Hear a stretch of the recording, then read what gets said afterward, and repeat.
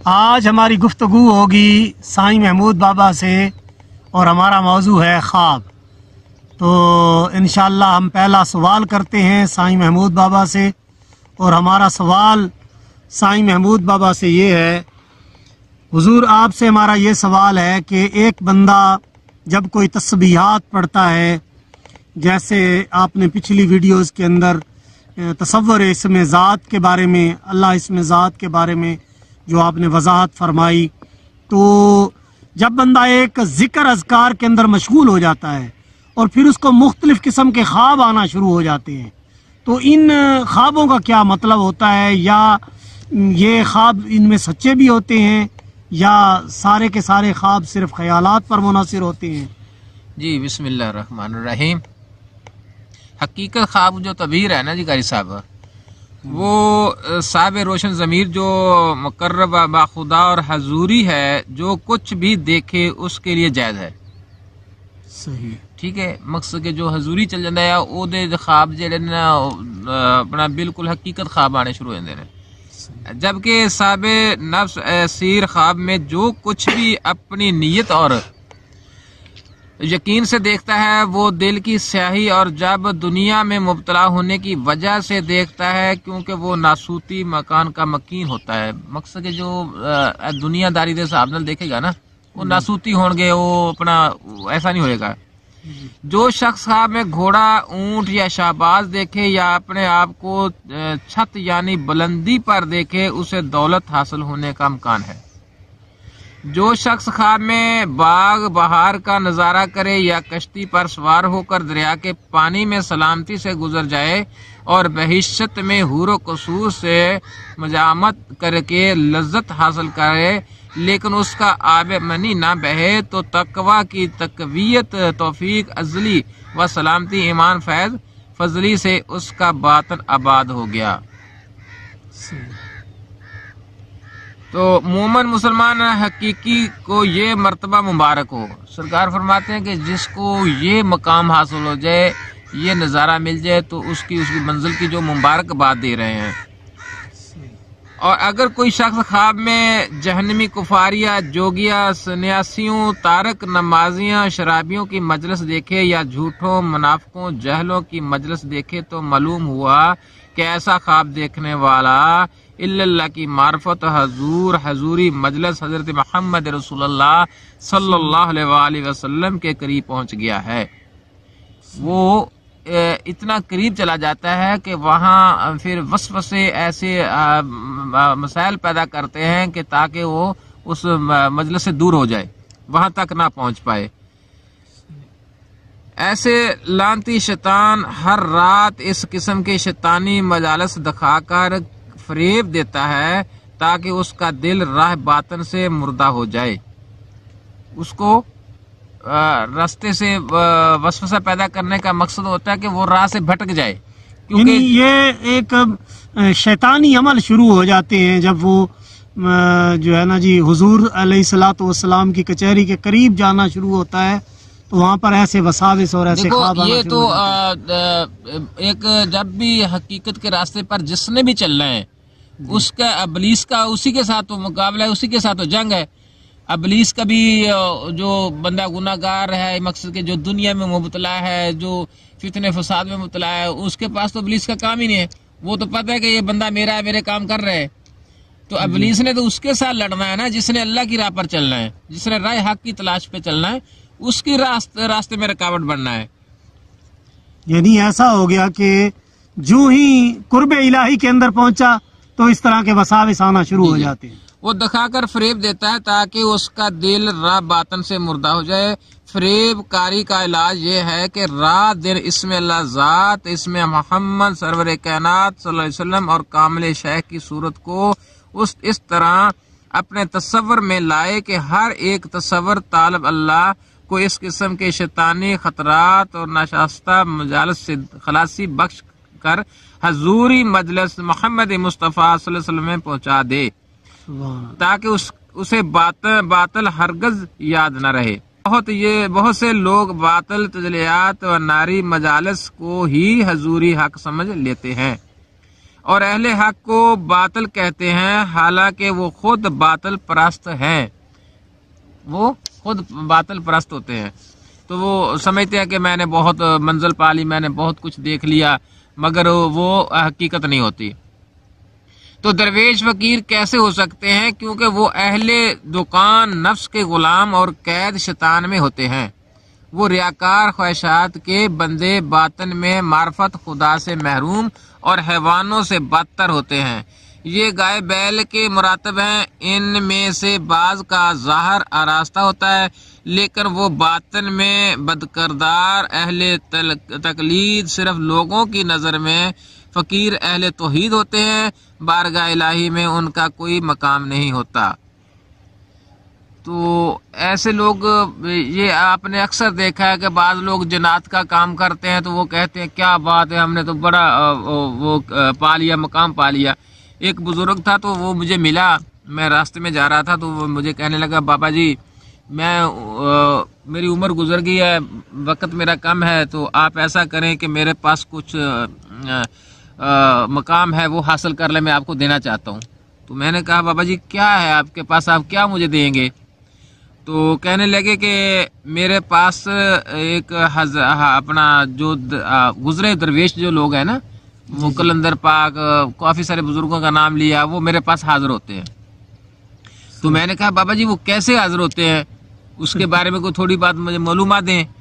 تو جو اس کا حجرہ تھا نا اس میں لے گیا، وہاں ایک بچے کو بٹھایا، بچے کو بٹھا کر اس نے جناب علی حضرت کرائی، حضرت کرا کے تو پھر فرمانے لگے کہ ہاں بھی آپ کے پاس کون آیا؟ اس نے کہا جی فلاں بزرگ آ گیا۔ اچھا چل فلانے کو بلاؤ، فلانے کا بلاؤ۔ تو جب اس نے یہ ماجرا میرے سامنے رکھا تو میں پریشان ہوا۔ تو پریشان اس بات پہ ہوا کہ یار یہ دیکھو اس نے ساری عمر گزار دی، پوری عمر اس کو یہی نہیں پتا چلا کہ میں کتنی گمراہی کی طرف جا رہا ہوں، میں کس دلدل میں پھنسا ہوا ہوں، کسی نے بتایا تک نہیں یا کسی سے پوچھا نہیں اس نے، اسی کو فقیری سمجھ کر بیٹھ گیا، حالانکہ وہ سارا شیطانی معاملہ تھا، جنات کا معاملہ تھا۔ تو یہ اکثر لوگ اس چیز میں پھنسے۔ بات ہے ہماری تو منزلی بہت ہے، ہم تو جناتوں سے باتیں کرتے ہیں، اور جنات سارا فریب ہوتا ہے، وہ جھوٹا سا فلم دکھاتے رہتے ہیں تو لوگ وہاں مطمئن ہیں۔ تو لہٰذا ان لوگوں کے لیے بھی میرا پیغام ہے کہ آپ کم از کم کسی کامل کے پاس جائیں تاکہ آپ کو بتائے کہ اصل حقیقت کیا ہے اور حقیقی منزل کیا ہے، تو آپ اس گمراہی سے بچ سکتے ہیں۔ جہالت بھی بہت بڑی وجہ ہے، لیکن بابا جی کچھ لوگ نا بڑے ہٹ دھرم قسم کے ہوتے ہیں، یعنی انہوں نے بعض لوگ تصرف کو، یعنی کچھ بھائی فلاں بندہ یہ کام کر لیتا ہے تو اس کام کر لینے کو ہی وہ فقیری سمجھ کے بیٹھ جاتے ہیں۔ میرے ایک دوست تھے، میں اس کے پاس گیا، وہ دربار شریف ایک چوپشا کا دربار تھا، وہاں ڈیوٹی کرتا تھا۔ تو اس دربار پہ محفل جو ہوتی تھی نا، وہ یہ جو چرس وغیرہ تو یہ شراب وغیرہ یہ پیتے تھے۔ تو میں ان کے پاس گیا، جب گیا تو جو میں نے وہ محفل دیکھی تو میں نے ان سے پوچھا، میں نے کہا یار مجھے ایک بات بتائیں، تھوڑی سی میرے اندر ملامت ہے، تو آپ پڑھے لکھے لوگ ہیں۔ تو پوچھنے لگے کہ ہاں بابی بتاؤ۔ میں نے کہا یار آپ یہ بتائیں کہ آپ یہ جو چرس وغیرہ پیتے ہیں تو آپ کہتے ہیں یہ کلندری دھواں ہے، کیا کلندر پاک نے پی ہے؟ اور اس کے بعد کلندر پاک جو ہیں ان کو 950 سال ہو گئے ہیں اس دنیا فانی سے گئے ہوئے، تو آپ یہ جو چرس آئی ہے نا جی، یہ ابھی 250-300 سال کی بات ہے، یہ انگریز کا دور تھا، اس دور پہ یہ نا ایجاد ہوئی ہے۔ تو آپ اس کو کلندر پاک، کلندری دھواں دے رہے ہیں، نمبر 1۔ نمبر 2، آپ جو شراب پیتے ہیں تو جب میرے نبی کریم صلی اللہ علیہ وسلم نے اس کو حرام قرار دیا ہے تو پھر آپ کیسے یہ پی سکتے ہیں، کیسے اس کو جائز قرار دیتے ہیں؟ تو وہ چودھری تھا، پڑھا لکھا آدمی تھا، وہ مجھے کہنے لگا کہ بابا جی بات یہ ہے کہ ہم یہ پیتے ہیں تو کسی کی چگلی نہیں کرتے، کسی کی بات نہیں کرتے، فلاں ڈھینگ۔ اس نے مجھے نا ایسے بہلانا شروع کیا، تو میں نے کہا بھائی بات یہ ہے، آپ پی رہے ہیں، آپ چودھری بندے ہیں، یہ جو لوگ آئے ہوئے ہیں آپ کے پاس بیٹھے ہیں یہ مزدور لوگ ہیں، آج آپ فری پلا رہے ہیں، کل کو اگر یہ لوگ اس نشے پہ لگ گئے، کیا کل کو یہ اپنا نشہ پورا کریں گے یا اپنے بچے پالیں گے؟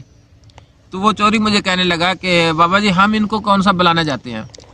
تو میں نے کہا چوری صاحب اس وقت آپ جس در پہ بیٹھے ہیں یہ در ایک स्कूल है, आप इसके एक टीचर हैं। अगर जो लोग आपके पास आते हैं कुछ लेने के लिए आते हैं, आप अगर उनको ये नशा देंगे तो उसके मुजरम आप हैं, क्योंकि ये हक का वेड़ा है। यहाँ हक और हकीकत की तालीमात होनी चाहिए। इस हक के वेड़े में आप लोग गुमराही फैला रहे हैं, तो इसके मुजरम आप हैं। तो खैर खामोश हो गए, उन्होंने ज़्यादा बात ना की। तो दूसरा आदमी बोला, वो कहने लगा जी बाबा जी मैं शराब नहीं पीता था। तो मैंने बाबा जी से कहा भी चलो ठीक है मैं शराब पीता हूँ, तो अगर आप मुझे मकाम दिखाएं। तो मैंने जब शराब पी तो मुझे सरकार ने बहुत बड़ा मकाम दिखाया। तो वो पीर साहब थे। मैंने कहा बाबा जी बात ये है कि मैं इस बात पे मुतफिक नहीं होता, इसको मैं कबूल नहीं करता, मगर हाँ मैं समझता हूँ आपने मकाम पा लिया। ये जो इतने लोग हैं, क्या इन लोगों ने मकाम पाया? ये जो पी रहे हैं आप पिला रहे हैं। तो वो भी खामोश हो गया।